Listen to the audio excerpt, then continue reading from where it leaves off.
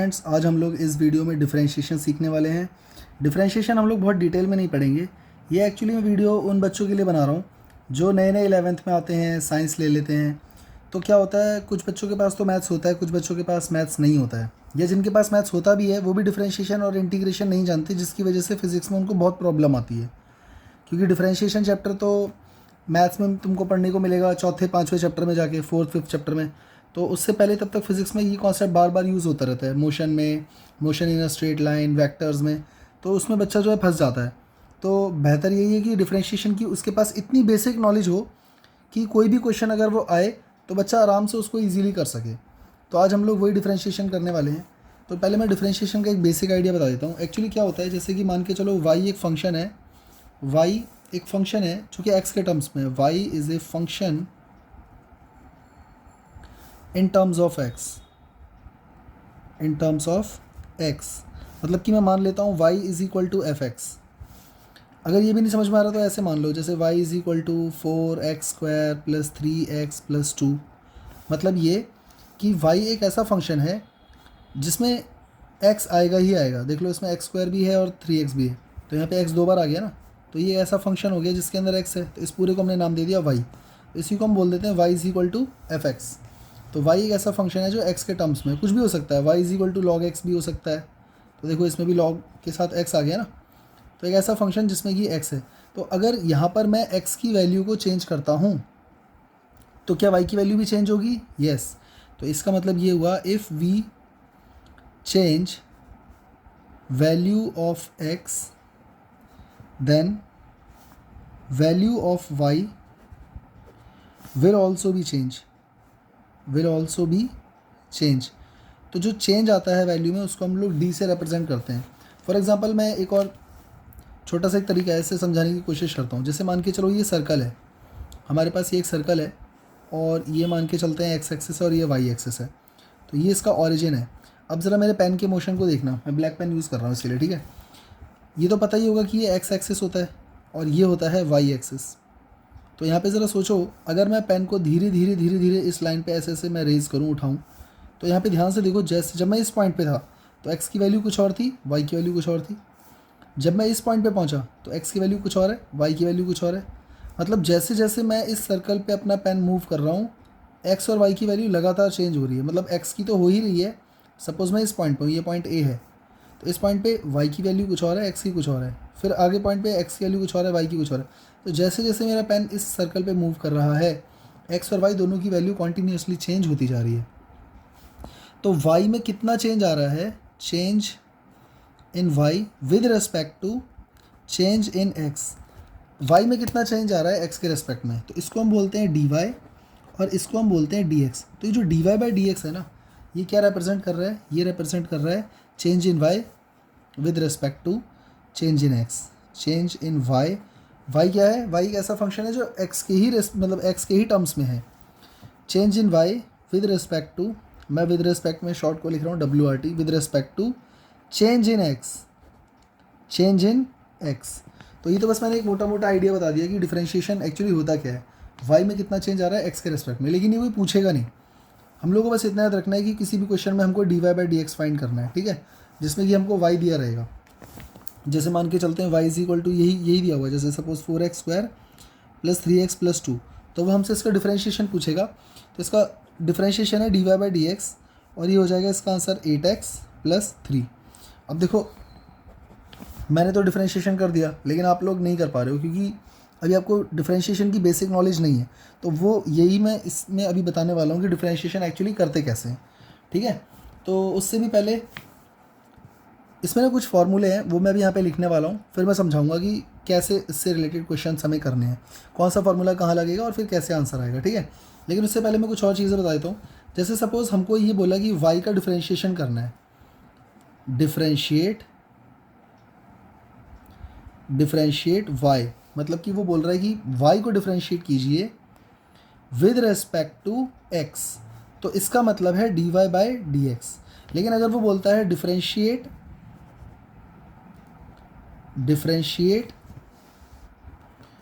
y with respect to t, suppose y t के terms में है, या उसने बोल दिया कि टी के रिस्पेक्ट में उसको डिफ्रेंशिएट करना है, तो ये बन जाएगा d y by d t, नीचे डी टी आ जाएगा, ठीक है।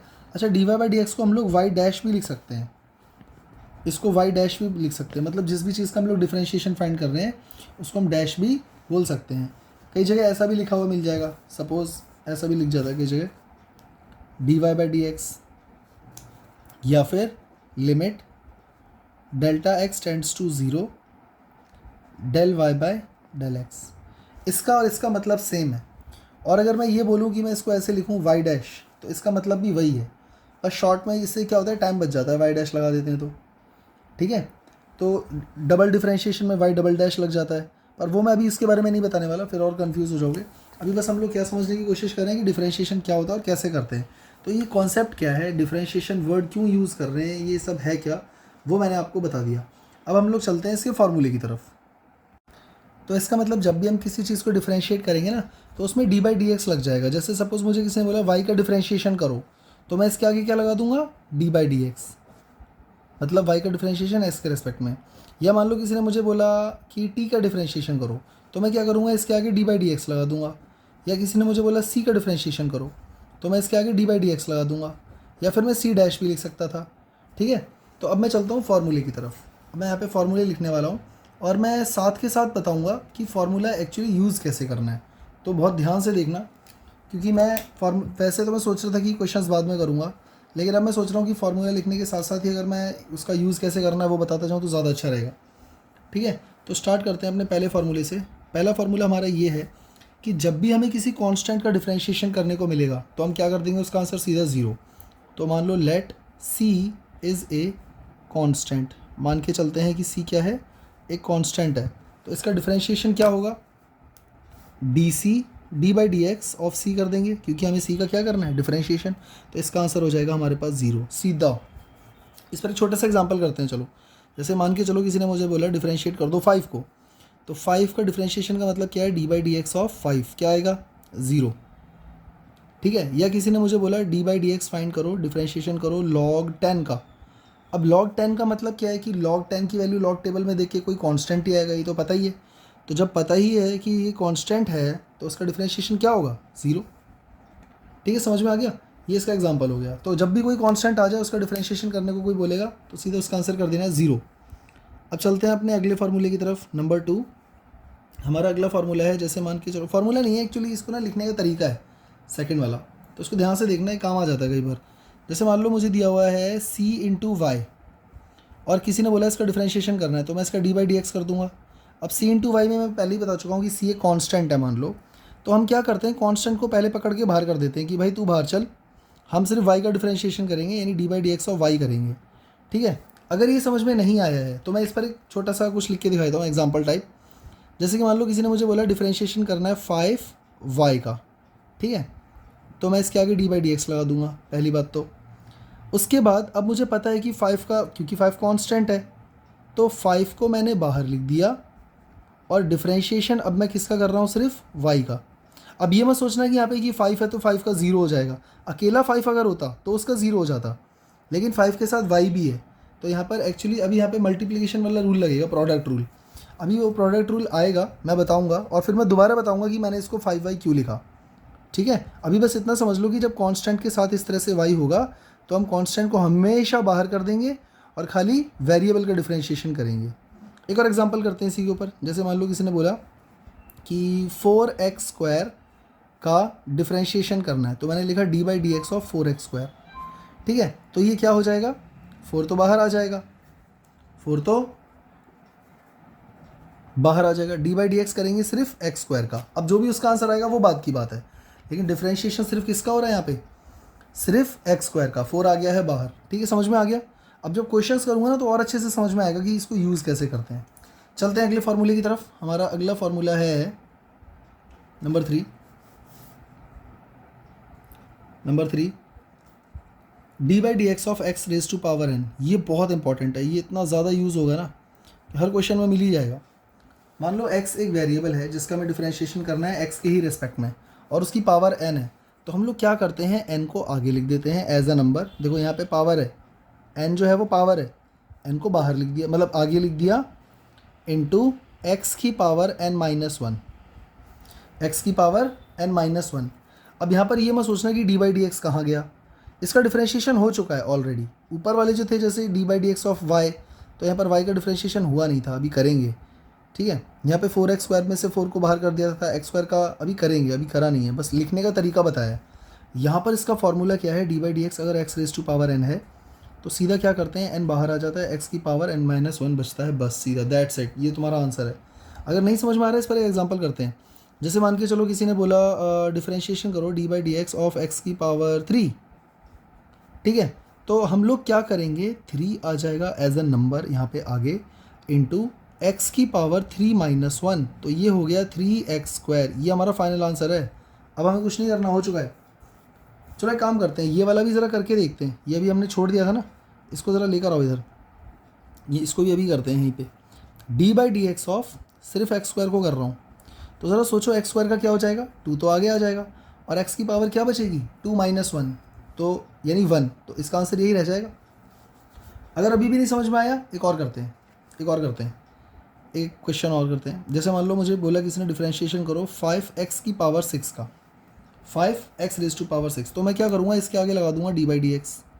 ठीक है, इज इक्वल टू, अब देखो 5 तो कांस्टेंट है, 5 आ जाएगा बाहर, ये मैंने पहले ही बता दिया था। अब हम डिफ्रेंशिएशन कर रहे हैं, डी बाई डी एक्स कर रहे हैं सिर्फ x की पावर 6 का बस। तो इसका x की पावर 6 का जब डिफ्रेंशिएशन होगा तो इसका फार्मूला क्या है, देखो 5 तो वहीं का वहीं है, 6 आगे आ जाएगा और x की पावर हो जाएगी 6 माइनस वन, यानी 5 6 हो गया 30x रेज टू पावर 5, हो गया, आंसर आ गया। ठीक है, समझ में आया। कुछ नहीं करना, x की जो भी पावर है उसमें से एक पावर कम हो जाएगी और वो जो पावर थी वो आगे आ जाएगी। एक और last, d by D x x raise to power मान लो 10 है, तो अब हम लोग क्या करेंगे, direct 10x raise to power 9, ख़त्म हो गया, 10 आगे आ गया, x की पावर 1 घट गई। ये है फॉर्मूला, मैं इसको मार्क कर देता हूँ रेड पेन से। ठीक है भाई, ये कॉपी में लिख लेना वीडियो को पॉज करके, ये फार्मूला है। ठीक है, और क्या क्या है फार्मूला, नंबर 2 पे ये वाला है, नंबर 3 ये वाला, एक्चुअली ये नंबर 1 है, फिर नंबर 2 नंबर 3। ठीक है, अब चलते हैं अपने अगले फार्मूले की तरफ, नंबर 4। अगला फार्मूला है let y is equal to u plus v. मान के चलते हैं y एक ऐसा फंक्शन है जिसके अंदर 2 फर्दर और फंक्शन है जो एडिशन में है, या उसके अंदर कोई 2 नंबर लिखे हुए हैं प्लस करके, u और v 2 फर्दर फंक्शन है x के टर्म्स में। लिख देता हूँ, u and v are functions in terms of x के टर्म्स में कोई फंक्शन है u और v। अभी मैं एग्जांपल लूँगा ना तब अच्छे से क्लियर हो जाएगा। ठीक है, तो इसमें इसको मैंने, किसी ने मुझे बोला d y by D x करना है, मतलब कि d by D x of y करना है, और जबकि मैं जानता हूँ कि वी, ये जो y है ये u प्लस वी है, मतलब इसके अंदर 2 फर्दर फंक्शन है। कुछ नहीं करना है इसमें, बहुत ईजी है, u का डिफ्रेंशिएशन अलग करना है और v का डिफ्रेंशिएशन अलग करना है। मतलब देखो डी बाई डी एक्स ये y था, y की जगह यहाँ पर क्या आ जाएगा, u प्लस वी। अब u प्लस वी का पूरे का तो इकट्ठा कर नहीं सकते हैं, तो इसमें क्या करते हैं हम लोग, एक बार डिफ्रेंशिएशन करते हैं u का, प्लस एक बार डिफ्रेंशिएशन करते हैं v का, ख़त्म। ठीक है, समझ में आया। अब जब हम इससे रिलेटेड क्वेश्चंस करेंगे ना तब अच्छे से समझ में आएगा कि ये कैसे हो रहा है। मैं इससे रिलेटेड छोटा सा क्वेश्चन अभी कर देता हूँ। जैसे कि मान के चलो एग्जांपल के तौर पे एक ही करूँगा, डिफ्रेंशिएशन बोला गया है d by D x of 5x² plus 3, इसका डिफ्रेंशिएशन करो। तो यहाँ पे हम लोग क्या करेंगे,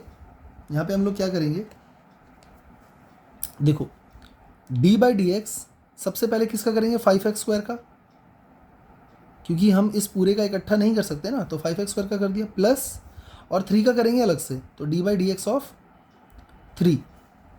ठीक है, तो मैंने अभी बताया था किसी भी कांस्टेंट का डिफरेंशिएशन क्या होता है, 0, तो 3 वाले का तो देखो हो जाएगा 0, यहाँ पे मैं 0 लिख दे रहा हूँ, प्लस अब इसका देखो 5x² का क्या होगा, 5 तो कांस्टेंट है, बाहर आ जाएगा इस साइड, x² का क्या हो जाएगा, x² का हो जाएगा 2x, तो 5 इंटू 2x, तो ये हो गया 10x।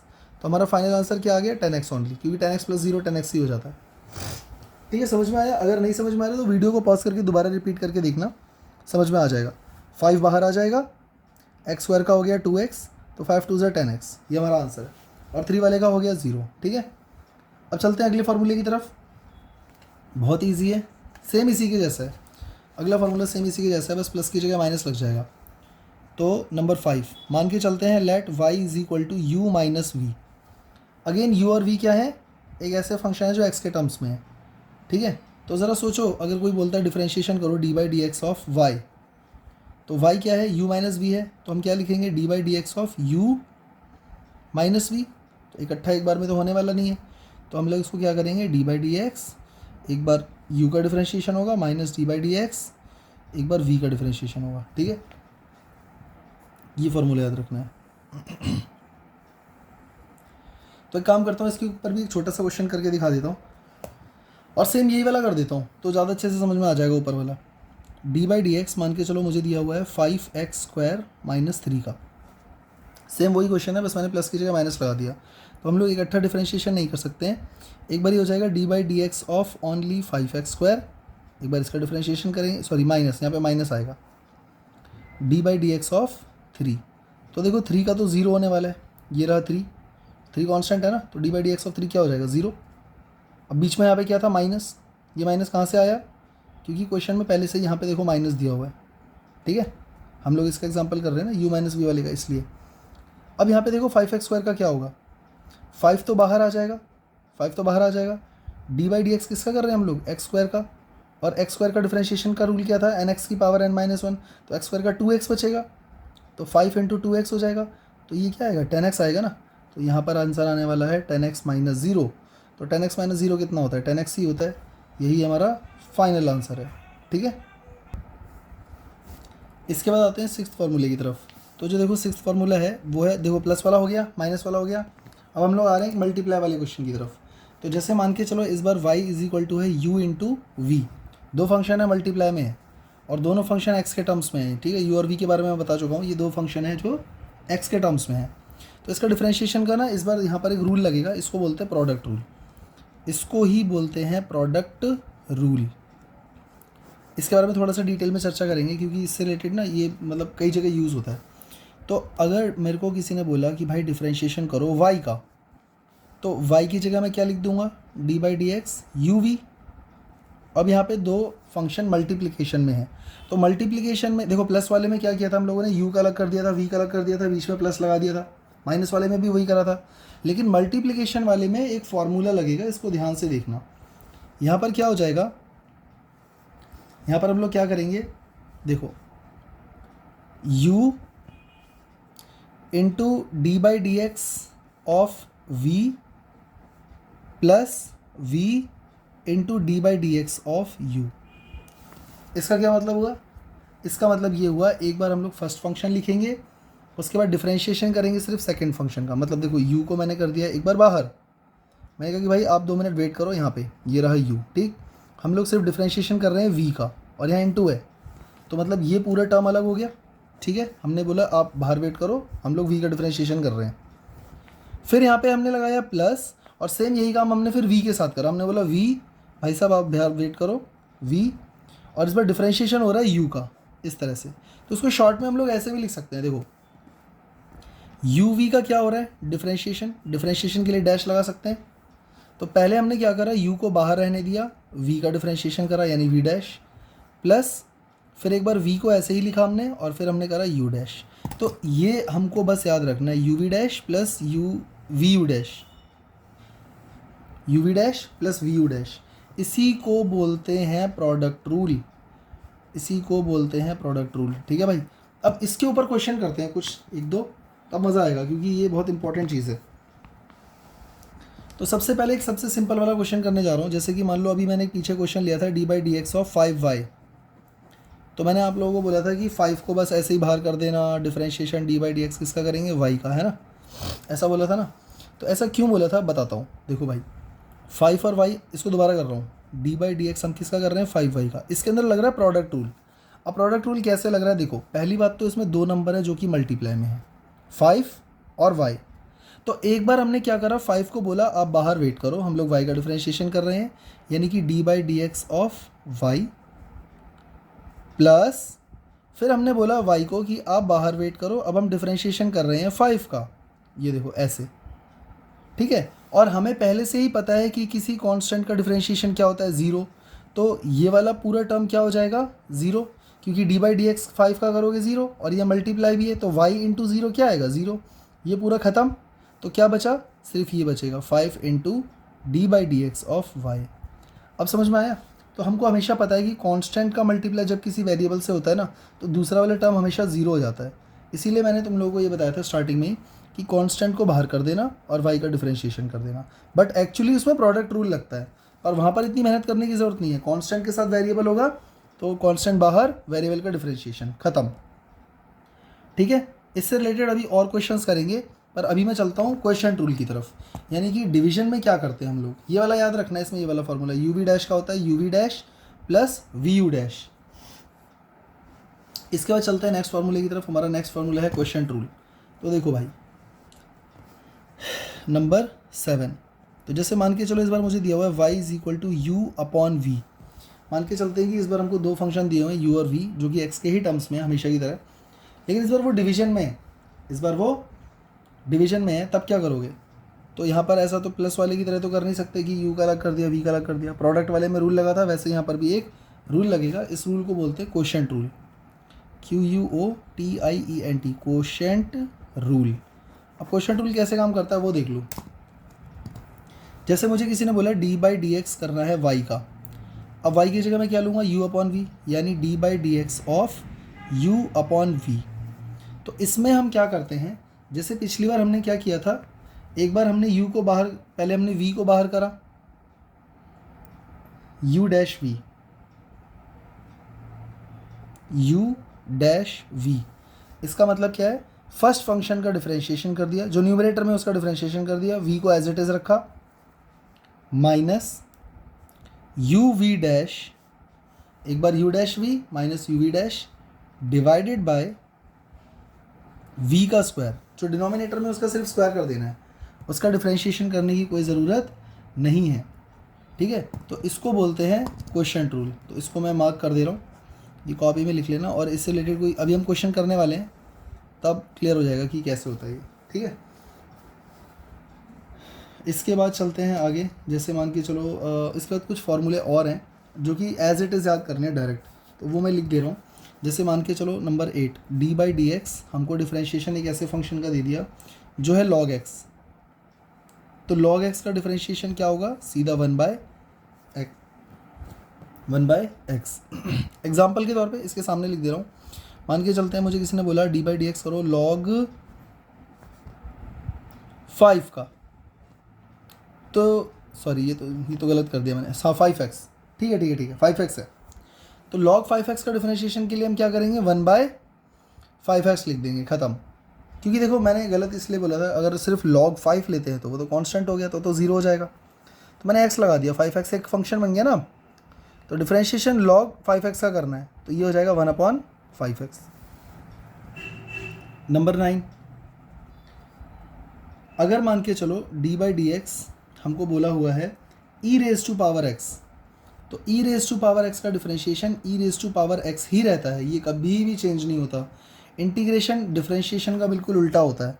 तो अगर इंटीग्रेशन में भी देखोगे तो इंटीग्रेशन में भी e raise to power x का इंटीग्रेशन यही रहता है, ये कभी चेंज नहीं होता। जैसे एग्जांपल के तौर पे d by D x e raise to power 5x है, तो इसका जब डिफरेंशिएशन करेंगे तो e raise to power 5x ही रहेगा। हाँ, फिर आगे चेन रूल के हिसाब से और भी कुछ होगा, पर e raise to power 5x का, या मान लो सिर्फ x होता, e raise to power x का e raise to power x ही रहता।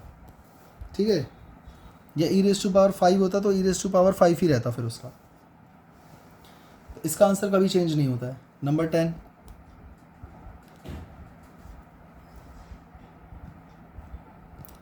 D by D x of sine x, ये ट्रिग्नोमेट्रिक फंक्शन है, ये तो बहुत यूज़ होते हैं, ये ज़रूर याद रखना। तो साइन एक्स का डिफरेंशिएशन क्या होता है, cos x. Number 11, D by D x of cos x, तो कॉस एक्स का डिफरेंशिएशन होता है माइनस का साइन एक्स। ठीक है, नंबर 12, ये एज इट इज़ याद करने पड़ेंगे, D by D x of ten x, तो टेन एक्स का डिफरेंशिएशन क्या होता है, माइनस का सेक स्क्वायर एक्स। ठीक है, इसके बाद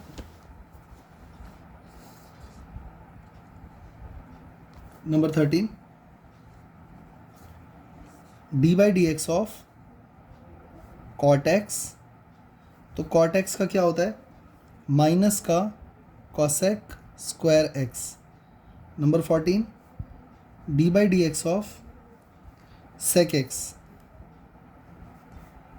तो सेक एक्स का होता है sec x into tan x. और नंबर 15 कॉसेक एक्स का क्या होता है d by D x of cosec x, इसका होता है माइनस का cosec x into cot x. ठीक है, तो ये फॉर्मूले आप लोग लिख लीजिएगा वीडियो को पॉज करके। इसके बाद अब मैं सीधा क्वेश्चंस पे आ रहा हूँ, मैं कुछ क्वेश्चंस करके, और हाँ इसके बाद मैं एक और लिख देता हूँ, ये ना एक्चुअली बहुत ज़्यादा यूज़ होता है, इसको एज अ फार्मूला ही याद कर लो तो ज़्यादा अच्छा है। डिफ्रेंशिएशन ऑफ रूट एक्स क्या होता है 1/2 रूट एक्स। अगर मान लो कहीं रूट एक्स आ गया तो वैसे तो हमारे पास फार्मूला है, हम इसको डिराइव करके इसका सॉल्व भी करके निकाल सकते हैं, पर मैं ये कह रहा हूँ कि इसको ना एज इट इज़ याद ही कर लेना 1/2 रूट एक्स होता है इसका। ठीक है, क्योंकि अगर नहीं करोगे तो फिर क्या होता है कि बार बार इसको सॉल्व करना पड़ेगा, फिर टाइम वेस्ट होगा, तो क्यों ना इसको फार्मूला बना के यूज़ कर लें, ये बहुत जगह यूज़ होता है। ठीक है, जब बार बार कोई चीज़ यूज़ हो रही है तो बार बार सॉल्व करके टाइम वेस्ट करने से फ़ायदा है कि रूट एक्स का याद कर लो, डिफ्रेंशिएशन 1/2 रूट एक्स। और इसका भी कर ही लो, एक सेकेंड,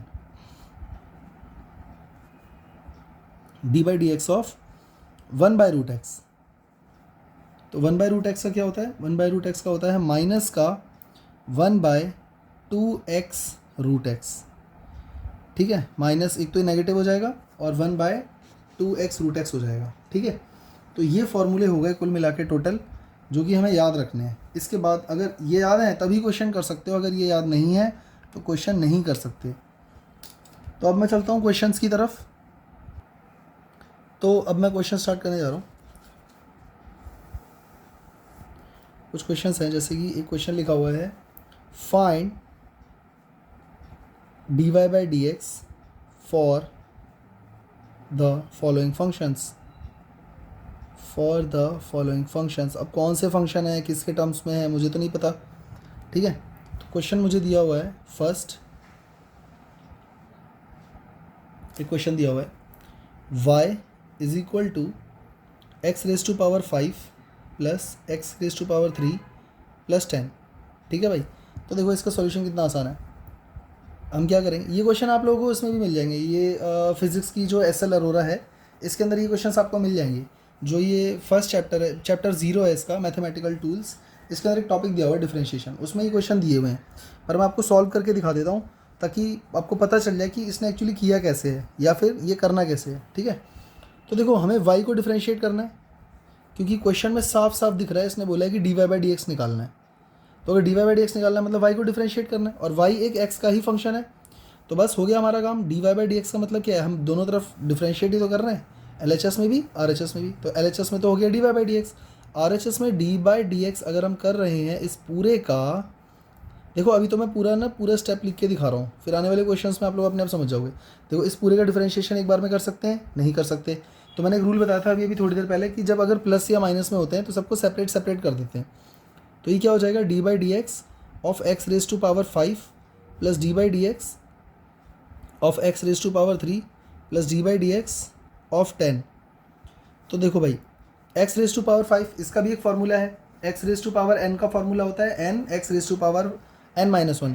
तो ये हो जाएगा 5 एक्स रेज टू पावर 4, क्योंकि जो पावर है वो तो आगे आ जाएगी और इसकी पावर n-1 यानी 5-1 एक कम हो जाएगी, तो 5 x raise to power 4 plus similarly ये क्या हो जाएगा 3x² और प्लस ये तो 10 तो कांस्टेंट है, इसका हो गया 0, तो हमारा आंसर सिर्फ यहीं तक रहेगा। बल्कि मैं चाहूँ तो इसमें से कॉमन भी ले सकता हूँ, मुझे इसमें से x² कॉमन दिख रहा है, तो मेरे पास क्या बचा 5x² प्लस 3, ख़त्म। ये मेरा फाइनल आंसर है, जो कि बिल्कुल सही है। ठीक है, चलते हैं अगले क्वेश्चन की तरफ।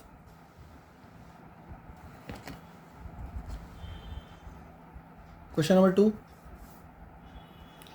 इसमें क्या दिया हुआ है, इसमें बोला हुआ है y is equal to x plus root x plus 1/√x।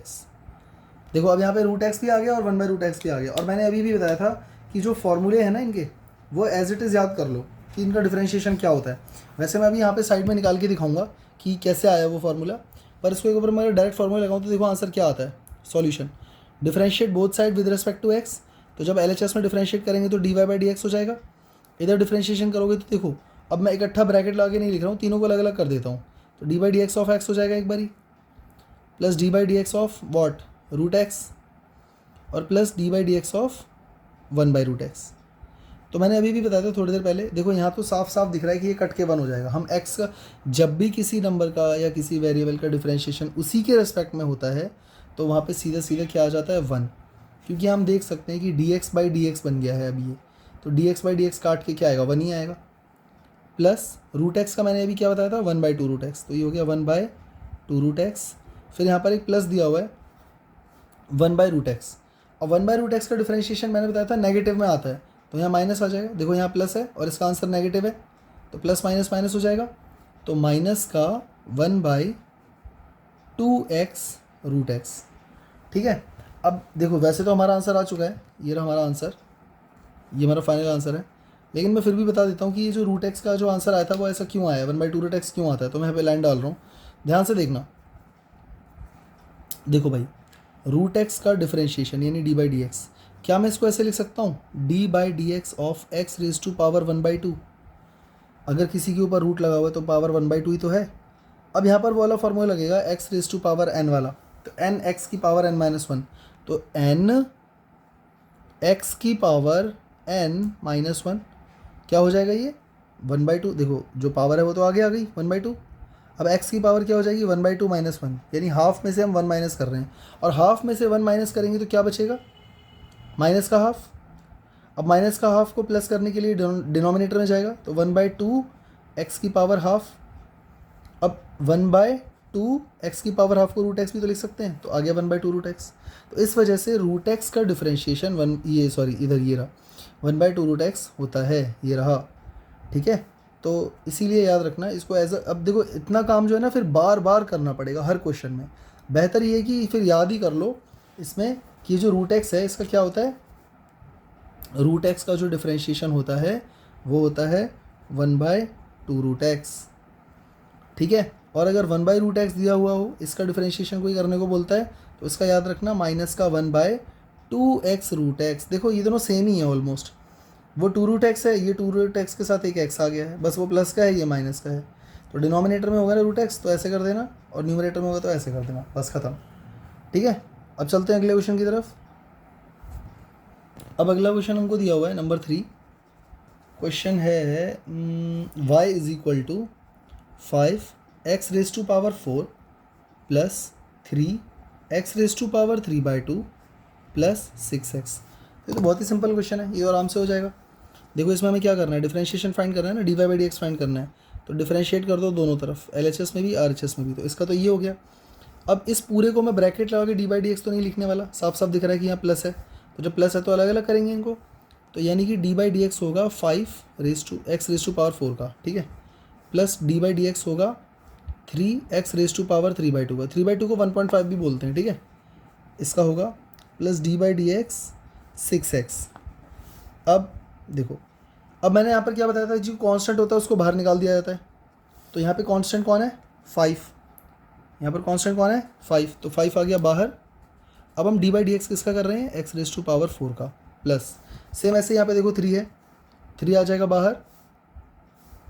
अब किसका डिफरेंशिएशन हो रहा है x raise to power 3/2 plus, अब यहाँ पे 6 बाहर, dy/dx of what only x। ठीक है, इसके बाद 5 तो अपनी जगह एज इट इज़ रहेगा, x रेज टू पावर 4 का डिफरेंशिएशन क्या हो जाएगा 4x रेज टू पावर 3, 4 आगे आ जाएगा, x की पावर 1 घट जाएगी, प्लस ये अलग हो गया 3।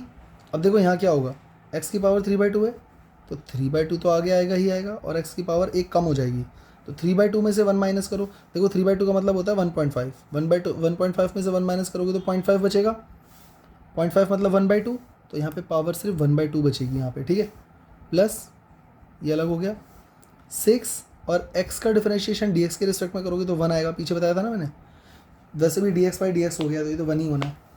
अब इसका आंसर क्या हो गया 5 4 ज़ा 20 x raise to power 3 plus, देखो 3 3 ज़ा ये हो गया 9/2 √x, क्योंकि x की पावर 1/2 का मतलब क्या है √x है, प्लस 6, ये रहा इसका आंसर।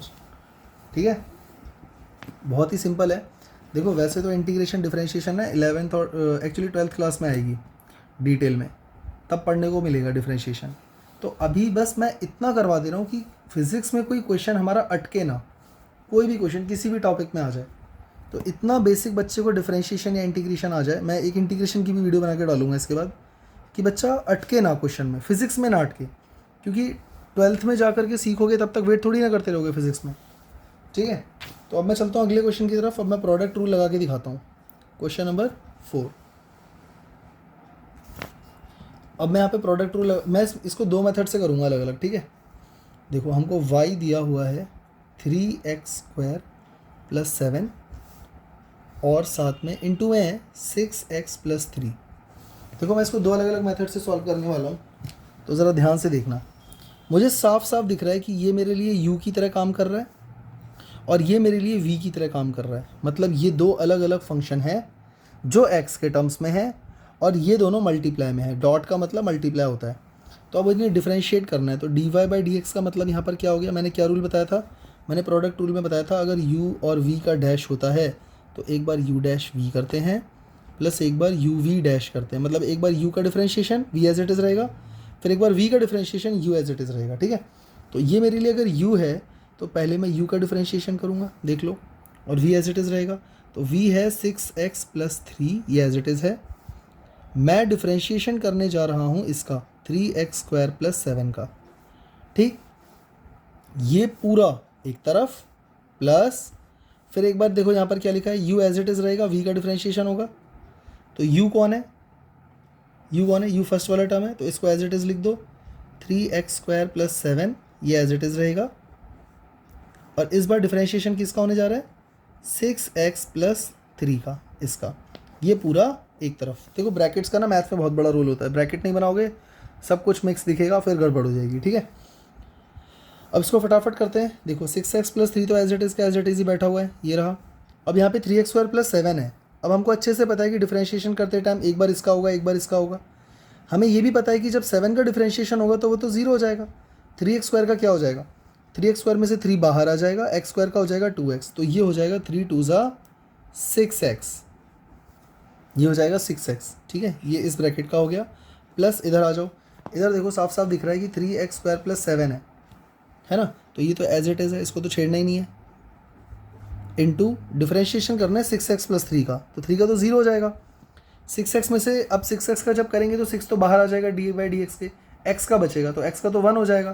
तो ये हो जाएगा हमारे पास, ये हो जाएगा हमारे पास सिर्फ 6, ये बचेगा हमारे पास सिर्फ 6। ठीक है, क्योंकि 6 बाहर आ जाएगा ना, तो dx/dx बचेगा, वो कट के 1 हो जाएगा, तो ये आ जाएगा हमारे पास यहाँ पर। अब इसको सॉल्व कर दो, बस हो गया।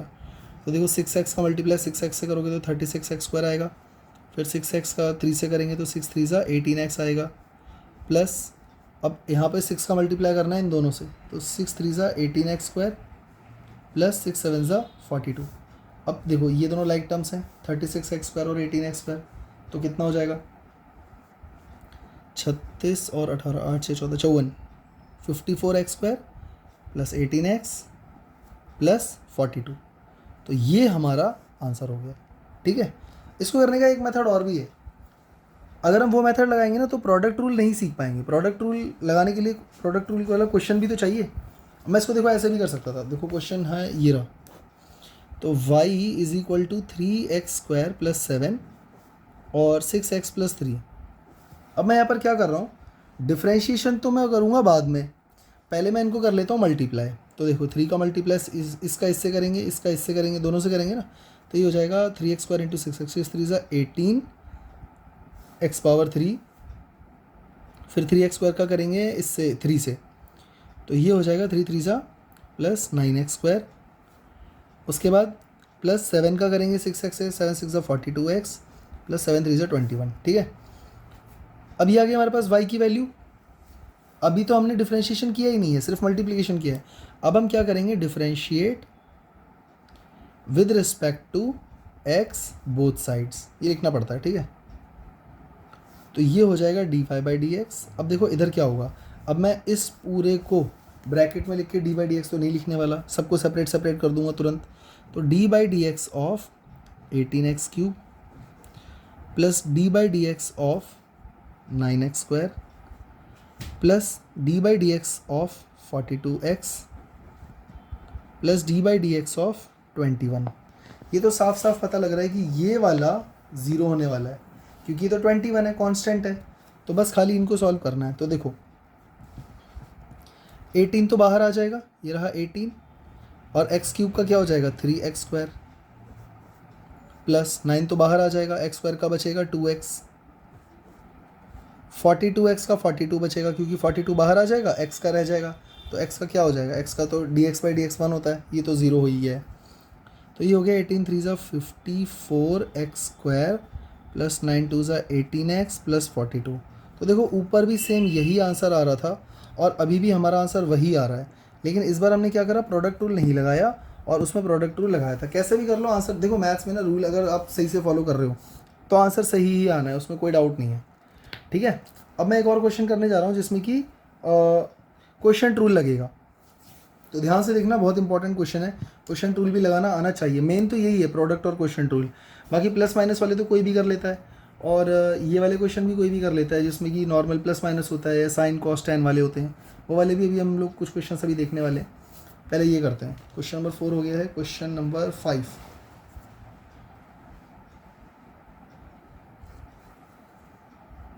क्वेश्चन नंबर 5, एक क्वेश्चन दिया हुआ है x² plus 1 divided by x minus 2, नीचे 2 है, ठीक है, x माइनस 2। अब मैंने अभी अभी बताया था कि इस ऊपर वाले टर्म को मैं क्या मान लूँगा, u, और नीचे वाले पूरे टर्म को मान लूँगा v। और अगर u अपॉन v का डिफरेंशिएशन करना हो, डैश का मतलब है डिफरेंशिएशन, ये रहा डैश, तो हम लोग क्या करते हैं, u dash v minus uv dash upon v का स्क्वायर, इसी को बोलते हैं क्वेश्चन रूल, जब डिवाइड में होता है।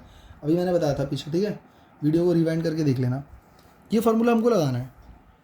u डैश v का मतलब क्या है, पहले u का डिफरेंशिएशन होगा, मतलब न्यूमरेटर का, और बाद में ये जो v है ये एज इट इज़ रखा रहेगा, माइनस फिर एक बार v का डिफरेंशिएशन होगा और u एज इट इज़ रखा रहेगा। ठीक है भाई, अब इसको करते हैं फटाफट। देखो x² प्लस 1 इसका डिफरेंशिएशन, मतलब डैश लिख रहा हूँ, और यहाँ पे x minus 2 as it is रहेगा। अब मैं d/dx नहीं लिखूँगा, मैं सीधा डैश लगा दूंगा, ठीक है, समझ जाना। डैश का मतलब d/dx ही होता है, मतलब डिफरेंशिएशन ही होता है। तो u डैश v, ये ब्रैकेट में बंद, minus u v dash, u कौन है, x² प्लस 1, इसका डिफरेंशिएशन नहीं करना, इस बार करना है x माइनस 2 का डिफरेंशिएशन, ठीक है। और नीचे क्या आ जाएगा, पूरा x माइनस 2 का होल स्क्वायर, नीचे किसी का डिफरेंशिएशन नहीं है, नीचे सिर्फ v² है। अब देखो x² प्लस 1 का डिफरेंशिएशन क्या होगा, x² का हो जाएगा 2x, 1 का क्या हो जाएगा 0, तो बचा 2x, और इधर बचा ब्रैकेट में x माइनस 2, माइनस फिर ये बड़ा ब्रैकेट, x² प्लस 1 तो एज इट इज़ रहने वाला है, ठीक है। अब इधर देखो x माइनस 2 का डिफरेंशिएशन, माइनस 2 का तो 0 हो जाएगा, और x का डिफरेंशिएशन क्या होगा 1।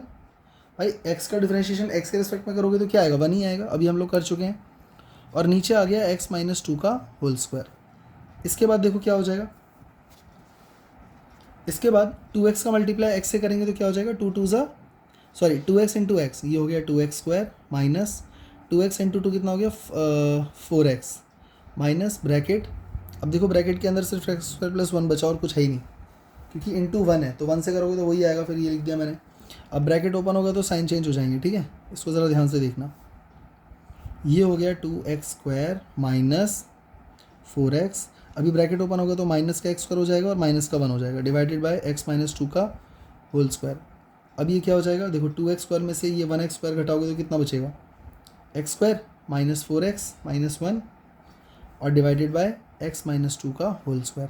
और नीचे जो x माइनस 2 का होल स्क्वायर है ना डिनोमिनेटर में, इसको एक्सपेंड करने की कोई ज़रूरत नहीं है, कोई फ़ायदा नहीं होने वाला, बस ये हमारा आ गया आंसर। अगर कोई भी स्टेप समझ में नहीं आ रहा है, वीडियो को पॉज करके स्लो करके भी देख सकते हो, ठीक है। इसके बाद अब आगे चलता हूँ, एक क्वेश्चन और है बहुत अच्छा।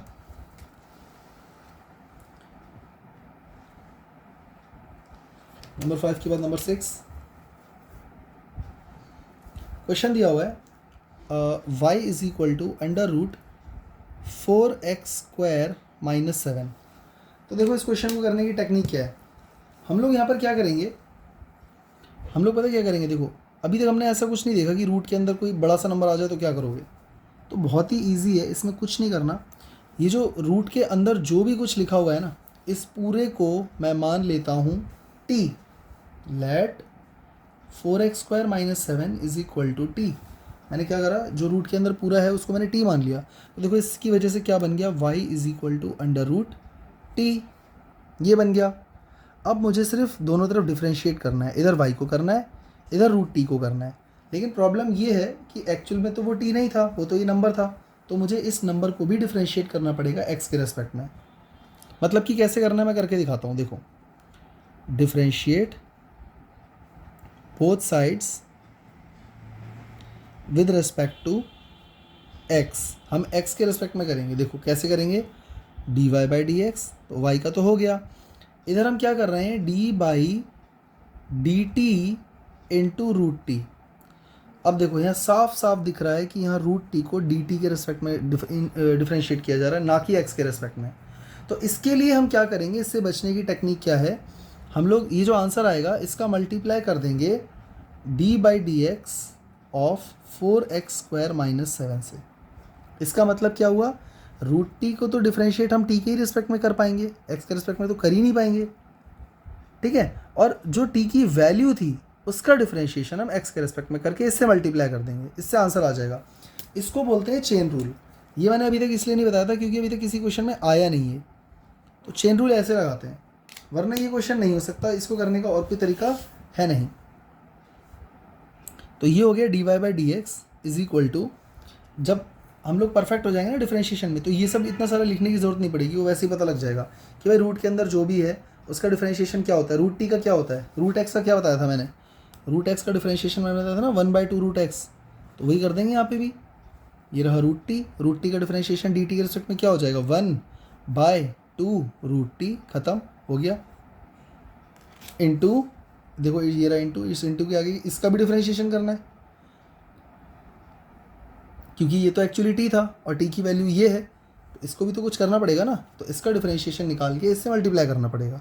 अब इसका डिफरेंशिएशन कैसे करोगे, देखो यहाँ पे साफ साफ दिख रहा है कि बीच में माइनस है, तो पहले 4x² का होगा, बाद में 7 का होगा, 7 का 0 हो जाएगा क्योंकि कांस्टेंट का डिफरेंशिएशन क्या होता है, 0। तो 4x² का करना है, तो 4 कांस्टेंट है, बाहर आ जाएगा, ये रहा। अब हम करेंगे dy/dx किसका, सिर्फ x² का। तो देखो ये क्या बन गया आंसर हमारा, 1/2 अंडर रूट। अब अंडर रूट के अंदर t मत लिखो, अब t की वैल्यू पुट कर दो, 4x² - 7 इंटू 4, और x² का क्या हो जाएगा 2x, इस 2 से ये 2 कट जाएगा। तो हमारा आंसर क्या आया, 4x divided by under root 4x² - 7। ये हमारा फाइनल आंसर होगा। ठीक है, अगर समझ में नहीं आया इस वीडियो को एक बार दोबारा देखना रिवाइंड करके, तब आ जाएगा। अब देखो ट्रिग्नोमेट्रिक फंक्शन के भी एक दो क्वेश्चन कर लेते हैं। जैसे कि मान लो मुझे किसी ने बोला y is equal to sin 4x, इसका डिफरेंशिएशन करना है। तो अभी मैं चेन रूल दोबारा लगा के दिखाता हूँ, इसमें हमें क्या करना है। एक्चुअली हमको पता है कि sin x का जो डिफरेंशिएशन होता है वो cos x होता है। अभी मैंने रूल लिखे थे ना, वहाँ पर मैंने बताया था कि sin x का डिफरेंशिएशन क्या होता है, cos x। तो बट यहाँ पे sin x तो नहीं है, यहाँ तो sin 4x है। तो ऐसे में हम क्या करते हैं, जिस चीज़ से हमको प्रॉब्लम होती है ना उसको t लेट कर लेते हैं। तो हमने क्या करा, let 4x is equal to t. हमने इस 4x को t मान लिया और इसकी वजह से क्या हो गया, ये बन गया y is equal to sine t. अभी हमने डिफरेंशिएशन नहीं करा है, अभी हमने सिर्फ 4x को t लेट करा है, डिफरेंशिएशन अब हम बाद में करेंगे। तो अब मैं यहाँ पे लिख रहा हूँ differentiate both sides with respect to x, मतलब अब हम डिफरेंशिएशन करने जा रहे हैं। ठीक है, तो देखो कैसे करेंगे, ये तो हो गया dy/dx। अब यहाँ पर तो साइन t है, तो साइन t को हम डिफरेंशिएट करेंगे dt के रेस्पेक्ट में, जैसे भी हमने पीछे किया था पिछले क्वेश्चन में। अब तुम लोग कहोगे कि यहाँ पे तो लिखा हुआ है differentiate both side with respect to x। तो हम लोग क्या करते हैं उस केस में, साइन t, देखो हमने इसको y is equal to sine t था, तो साइन t को t के रेस्पेक्ट में डिफरेंशिएट कर दिया। लेकिन इसके बाद हम मल्टीप्लाई का साइन लगाते हैं और फिर क्या करते हैं, ये जो t था इसका भी तो डिफरेंशिएशन करोगे ना। तो ये जो t की वैल्यू क्या है 4x, तो इस 4x का डिफरेंशिएशन हम कर देंगे x के रेस्पेक्ट में, तब हमारा आंसर आराम से आ जाएगा। तो देखो साइन t का क्या हो जाएगा, cos t multiply by 4x का क्या हो जाएगा, 4 बाहर आ जाएगा, x का 1 रह जाएगा, यानी 4 बचेगा। तो हमारा आंसर आ गया 4 cos t। तो हम इसको लिखेंगे कैसे, हम इसको लिखेंगे 4 cos, अब हम t नहीं लिखेंगे, t की वैल्यू 4x पुट कर देंगे, ये था ना यहाँ पे t, इस t की जगह 4x लिख देंगे, ये हमारा आंसर हो जाएगा। ठीक है, इस टाइप के और भी क्वेश्चंस करते हैं तभी क्लियर होगा ये। देखो जैसे मान लो एक क्वेश्चन दिया हुआ है cos 5x, cos 5x, question number 2 cos 5x। तो हम लोग क्या करेंगे, देखो cos x का डिफरेंशिएशन क्या होता है, माइनस का साइन x, अभी हमने रूल्स पढ़े थे ना, तो इसीलिए हम लोग क्या करेंगे 5x को हम क्या करेंगे t लेट कर लेंगे, इस वजह से ये हो गया y is equal to cos t। फिर हम क्या करेंगे, differentiate both sides with respect to t। तो देखो ये हो गया dy by D x, sorry यहाँ पे x आएगा, x आएगा, both side with respect to x, तो ये तो dy बाई डी एक्स हो गया। इधर यहाँ पर प्रॉब्लम ये कि cos t है, तो cos t का डिफरेंशिएशन हम लोग x के रिस्पेक्ट में नहीं कर सकते, तो हम t के ही रिस्पेक्ट में करेंगे। ठीक है, फिर हम क्या करेंगे, मल्टीप्लाई कर देंगे, जो t की वैल्यू थी ना इसका डिफरेंशिएशन निकालेंगे, यानी डी बाई डी एक्स, इसका करेंगे x के रिस्पेक्ट में, और किसका कर देंगे t का, और t की वैल्यू क्या है 5x, तो बस हो गया, cos t का हो गया माइनस का साइन t, और मल्टीप्लाई बाय 5x का डिफरेंशिएशन क्या होगा 5, क्योंकि 5 बाहर आ जाएगा, x का क्या हो जाएगा 1, तो ये हो गया हमारे पास आंसर माइनस का 5 साइन t, और t की वैल्यू अगेन पुट कर दो, ये रहा। तो मुझे उम्मीद है कि डिफरेंशिएशन तुम लोगों को कुछ हद तक तो समझ में आ ही गया होगा। अब इससे ये होगा कि जो क्वेश्चंस है ना मोशन के या किसी भी चैप्टर में अगर कहीं डिफरेंशिएशन आता है, सिस्टम ऑफ रोटेशनल एंड ये जो पार्टिकल्स वाला चैप्टर था, या डिफरेंशिएशन है, अभी बहुत जगह इंटीग्रेशन और डिफरेंशिएशन आएगा, तो कोई क्वेश्चन हमारा अटकेगा नहीं। बाकी चैप्टर के बीच बीच में क्वेश्चन आएंगे, तब भी प्रैक्टिस करते रहना। बस ये इतना बेसिक है कि फिज़िक्स में नहीं अटकोगे, और बहुत डिटेल में पढ़ना है तो उसके लिए फिर 12th क्लास का मैथ्स की बुक पढ़नी पड़ेगी, उसमें इंटीग्रेशन और डिफरेंशिएशन पूरा डिटेल में दे रखा है। ठीक है, तो थैंक यू फ्रेंड्स।